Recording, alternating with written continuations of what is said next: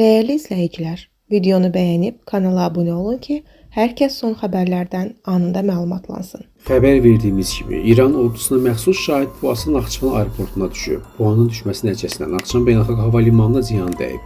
İlkin məlumata görə tələfat yoxdur. Milli Məclisin deputatı Hikmət Babaoğlu açıqlamasında deyib ki, Azərbaycan İrandan açıq cavab gözləyir. İranın Naxçıvan şəhərinin dronla vurulması qətiyyətlə pisləməlidir. Bu həm qonşuluq siyasətinə, həm də beynəlxalq hüquqa ziddir. Azərbaycan hüquqi dövlətdir və belə hallarda cavab vermə hüququnu özündə saxlayır. Azərbaycan İran tərəfindən açıq və aydın izahat gözləyir. Bu hadisənin niyə baş verdiyi dərhal araşdırılmalıdır. Deputat deyib ki, belə hərəkətlər isə qonşu və dost ölkəyə yaraşmır. Bu addım Azərbaycanın İrana qarşı uzun illər göstərdiyi qonşuluq münasibətlərinə adekvat deyil. Azərbaycan öz suverenliyini və vətəndaşlarının təhlükəsizliyini qorumaq hüququna sahibdir.